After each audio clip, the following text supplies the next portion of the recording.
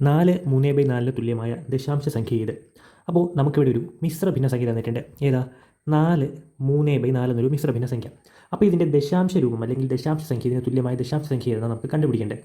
അപ്പോൾ നമ്മൾ ആദ്യമേ മനസ്സിലാക്കിയിരിക്കുക, നമുക്കൊരു ഭിന്നസംഖ്യ തന്നിരിക്കുന്നത് മിശ്ര ഭിന്ന രൂപത്തിലാണെങ്കിൽ ആ രൂപത്തിൽ വെച്ചുകൊണ്ട് നമുക്കൊന്നും കണ്ടുപിടിക്കാൻ പറ്റത്തില്ല.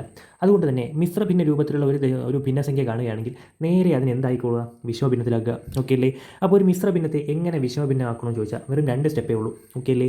ഫസ്റ്റ് സ്റ്റെപ്പ് എന്ന് പറയുന്നത് നമ്മുടെ ഈ ഛേദം, അതായത് മിശ്ര ഭിന്നത്തിലെ ഛേദം എന്താണോ അത് തന്നെയായിരിക്കും വിഷമഭിന്നത്തിലെയും ഛേദം. അതുകൊണ്ട് നമ്മൾ ആ ഛേദം അതുപോലെ എടുത്ത് എഴുതുക. ഓക്കെ, ഫസ്റ്റ് സ്റ്റെപ്പ് കഴിഞ്ഞു. രണ്ടാമത്തെ സ്റ്റെപ്പ് എന്താണെന്ന് വെച്ചാൽ ഒന്നുമില്ല, നമ്മുടെ ഈ പൂർണ്ണസംഖ്യയും ഈ ഛേദവും തമ്മിൽ ഗുണിക്കുക. 4 × 4 എത്രയാണ്? 16. അപ്പോൾ എത്രയാണോ കിട്ടുന്നത് അതിനോടൊപ്പം അംശം കൂട്ടുക. 16നോടൊപ്പം അംശമായ 3 കൂട്ടിയാൽ എന്താണ്? 19. അതായിരിക്കും നമ്മുടെ വിഷമഭിന്നത്തിൻ്റെ അംശം. അപ്പോൾ നമ്മുടെ വിഷമഭിന്നം 19/4 ആയിരിക്കും. അപ്പോൾ നമുക്ക് വിഷമഭിന്നം 19/4 എന്ന് കിട്ടി. നമുക്കതിന് തുല്യമായ ദശാംശ സംഖ്യ എന്നാണ് കണ്ടുപിടിക്കേണ്ടത്. 19 4 കൊണ്ട് ഹരിച്ചാൽ മതി. 19/4. 4 4 16 ശിഷ്ടം 3 പോയിന്റ് കൊടുക്കുന്നു, 0 ഇറക്കുന്നു. 7 4 28 ശിഷ്ടം 2 പോയിന്റ് കൊടുത്തിട്ടുണ്ട്, അതുകൊണ്ട് ഒരു 0 കൂടെ ഇറക്കാം. 5 4 20 ശിഷ്ടം 0. നമ്മുടെ ഉത്തരം എത്ര എഴുതാം?